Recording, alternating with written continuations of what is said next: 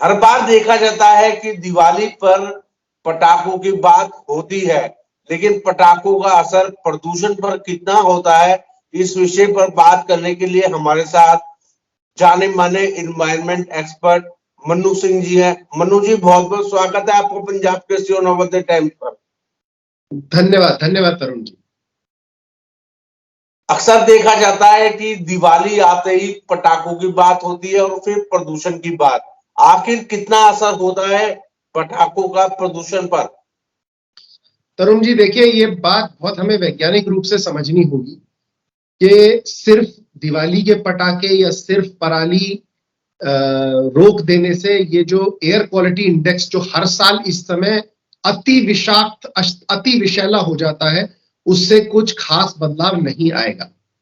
Of course पिछले वर्षों की तुलना में इस वर्ष जो अगर मैं साफ साफ तुलना करूं तो पराली जलाने से जो प्रदूषण हो रहा था वो कम हुआ है। लेकिन होता क्या है कि ये जो एक पीरियड होता है शीत ऋतु के आगमन पर, इसे एयर डोल्ड्रम इफेक्ट कहते हैं।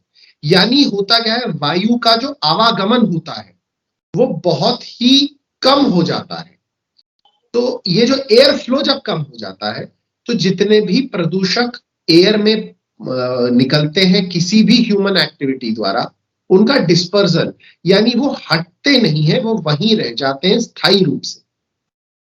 उनके वहां रहने से PM 2.5 और PM 1.0 जो बहुत ही ज्यादा विषैले हैं वो उनकी मात्रा बढ़ जाती है और एयर क्वालिटी जो है वो गिर जाती है। तो ये हर साल होता है। और बड़े देशों में हम देखते हैं कि जो ज्यादातर राजधानियां हैं वो समुद्र के किनारे। अब समुद्र के किनारे और राजधानियों में आप देखेंगे जनसंख्या ज्यादा होती है, जनसंख्या ज्यादा होती है तो इकोनॉमिक काम ज्यादा होता है और इकोनॉमिक की वजह से बाकी काम भी होते हैं, तो प्रदूषण वहां भी निर्मित होते हैं।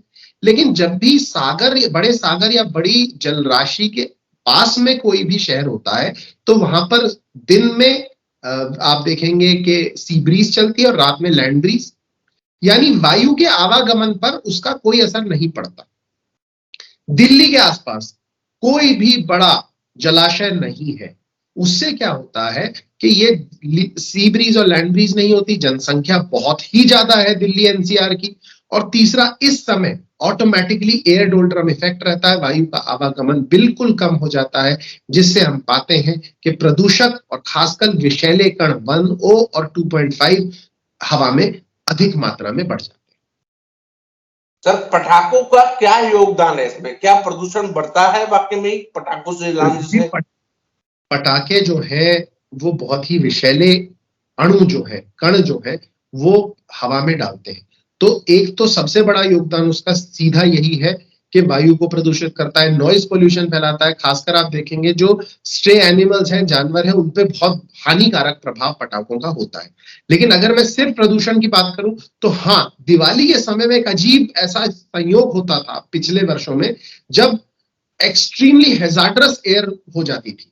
इस वर्ष हम मानेंगे कि सरकार की भी पहल रही है, हर केंद्र सरकार हो चाहे राज्य सरकारें हो, सबने पहल करके पटाखों पर भी रोक लगाने का पूरा प्रयास किया है कोर्ट के निर्देश अनुसार, और साथ ही साथ पराली पर भी रोक लगाई गई है। तो दिवाली के समय एयर डोल्ड्रम भी होता था, वायु का आवागमन भी कम होता था, साथ ही साथ पराली का भी यही जलने का समय होता था, और तीसरा पटाखे। तो 3 डायमेंशनली एक तरह से दिल्ली की हवा पर एक हमला होता था।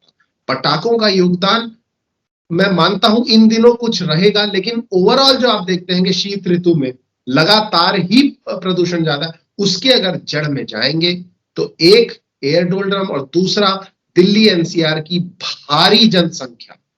ये जनसंख्या इतनी बड़ी है कि ये हर आदमी को थोड़ा थोड़ा काम भी करेगा, जिसमें ज्वलन का काम होगा। शीत ऋतु है, कुछ लोग आग जलाकर दिल्ली NCR के एरिया में अपने आप की सर्दी मिटाते हैं। वो सब लोग अगर देखेंगे तो उसका जो क्यूमुलेटिव इफेक्ट है वो इतना ज्यादा होगा कि प्रदूषण तो रहेगा ही। एयर क्वालिटी पुअर से कम तो नहीं होगी, मतलब पुअर से बेहतर तो नहीं होगी, पुअर और वेरी पुअर के बीच लाना ही बहुत बड़ी सक्सेस है। अगर समग्रता से सोचा जाए तो जब तक जनसंख्या का नियंत्रण नहीं होगा दिल्ली NCR में, तब तक कोई हमें इससे उपचार नहीं मिल सकता। आपने जिक्र किया इस बार पराली न चलने से सरकार का एक लोगों के प्रति जागरूक किया है, लोगों को जागरूक किया है, उसका असर देखा गया है। क्या इस बार ध्वनि प्रदूषण भी जो पिछले सालों में काफी ज्यादा रहता था, उस पर भी असर पड़ेगा? कितना कम होगा इस बार?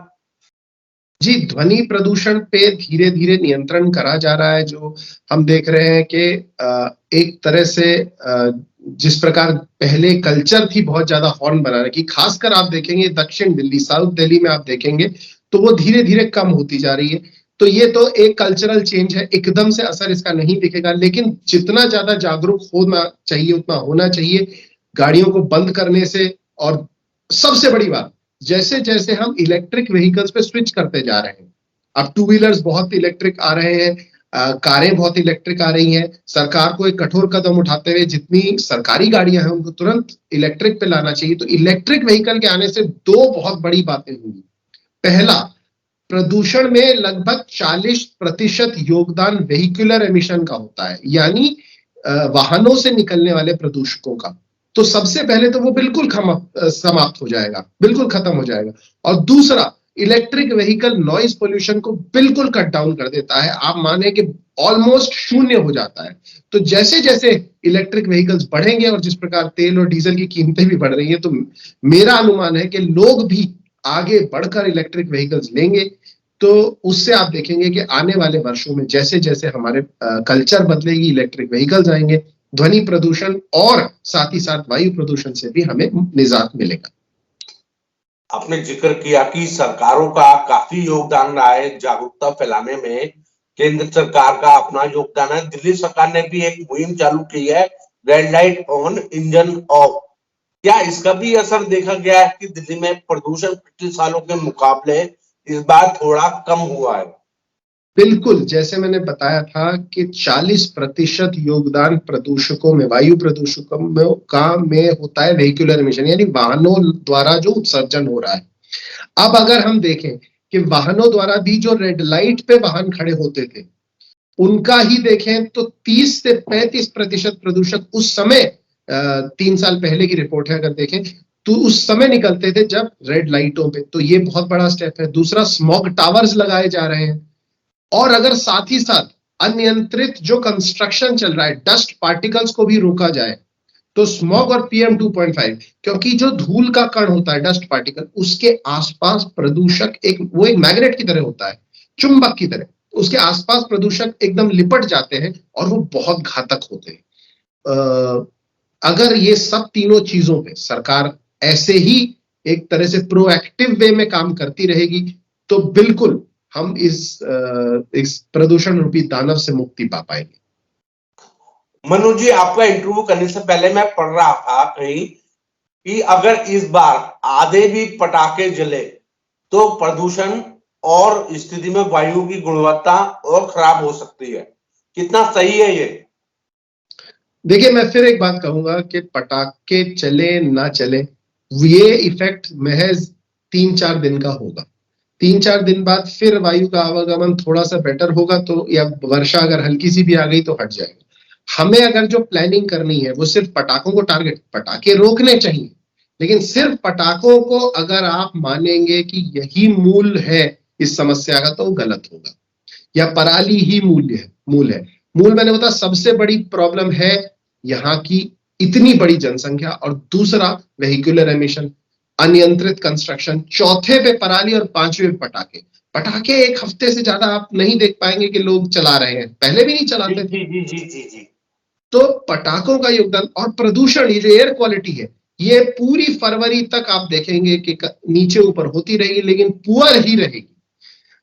सरकारों का योगदान रहा है, जो पिछले साल 800-900 चली जाती थी, एक्सट्रीमली हैजर्डस हो जाती थी। अमेरिकन एम्बेसी तो लोगों को कह देती थी, अपने लोगों को, कि घर लौट जाओ नहीं तो मर जाओगे। उनकी एम्बेसी ने रिपोर्टें निकाली थी कि 5 लाख लोग दिल्ली NCR में प्रदूषण के कारणों से काल के गाल में समा रहे थे। वो अब हम धीरे धीरे पुअर और वेरी पुअर के बीच लाने में इस समय सरकारों का दोनों का योगदान रहा है। केंद्र सरकार ने NCR के आसपास के हर जगह अपना नियंत्रण रखा है, और दिल्ली सरकार का भी ये पहल के पटाखे कम हो कोर्ट की गाइडलाइंस के अनुसार, और इंजन ऑफ हो जाए। ये बहुत बड़ा योगदान है, लेकिन धीरे धीरे से और प्रोएक्टिव करना पड़ेगा और सिर्फ पटाखों पे ब्लेम ना करें। पटाखे कोर्ट ने भी बैन करे हैं, केवल किन्हीं पटाखे की मंजूरी मिली है। पटाखे बंद होने के बाद कई लोगों में, बच्चों में एक नाराजगी सी है। नहीं, मेरा ये मानना है कि ये मिथ्या है। क्योंकि दिवाली एक ऐसा त्योहार है जिसका हिंदू सनातन धर्म के लोग काफी समय से इंतजार करते हैं, और ऐसे समय पटाखे ना जलाना, खुशियों को ना जलाना, तो लोगों में खासकर रोष है, कई लोगों में।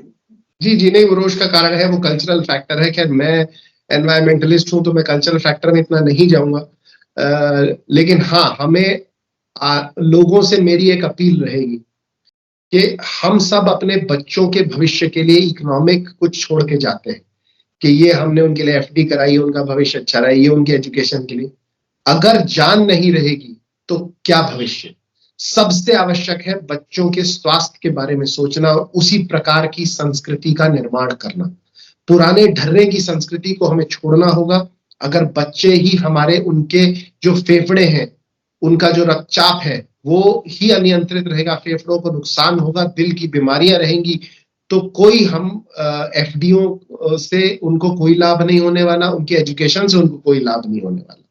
तो अगर हम बच्चों के बारे में सोचते हैं तो हमें इस त्योहार को, जो इसका मूल है कि अंधकार से ज्योति की ओर जाना है, हमारा दिवाली का मूल कभी ये नहीं था, मूल्य उद्देश्य कि हमें शांति से शोर और पटाखों के प्रदूषण की तरफ जाना है। हमें कहाँ जाना है? अंधकार से ज्योति की ओर, अज्ञान से ज्ञान की ओर।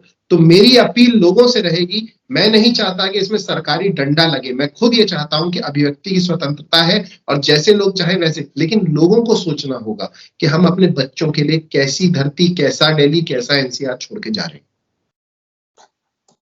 मनु जी, काफी विस्तार से आपने जानकारी दी। एक चीज और, जो ये प्रदूषण फैलता है, बढ़ता है, इसका असर हमारे जीवन पर, हमारे शरीर पर क्या होता है, अगर आप बता सकें।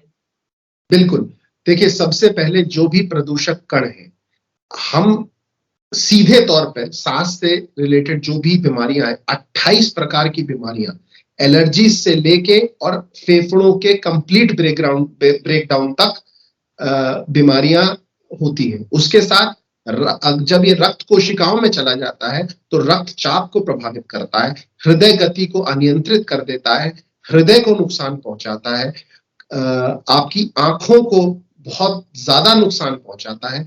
तो ये तो बिल्कुल जो डायरेक्ट प्रभाव है। इसके अलावा जब भी आप एलर्जिक रिएक्शन आपका होता है किसी भी प्रदूषक से, तो आपकी प्रतिरक्षा यानी आपकी इम्यूनिटी पे उसका बहुत ही नकारात्मक प्रभाव पड़ता है। इस समय जब हम कोरोना जैसी महामारी से जूझ रहे हैं और संभावना है कि एक थर्ड वेव भी आएगी, अगर हमारी इम्यूनिटी कॉम्प्रोमाइज रहेगी, यानी हमारी प्रतिरक्षा जो है शरीर की, वो गलत तरीके से प्रभावित रहेगी, तो उतना ही खतरनाक आक्रमण कोरोना वायरस थर्ड वेव में हमारे ऊपर करेगा। तो ये तो सीधी तौर पे मैं बता रहा हूं, जो स्वास्थ्य की समस्याएं हैं, अगर वैसे देखा जाए कि प्रदूषण की कितनी और नेगेटिव इफेक्ट्स है, तो उस पर तो बहुत ज्यादा हम पुस्तकें लिख सकते हैं, लेकिन ये सीधा तौर पर हमारे स्वास्थ्य पर असर डालता है।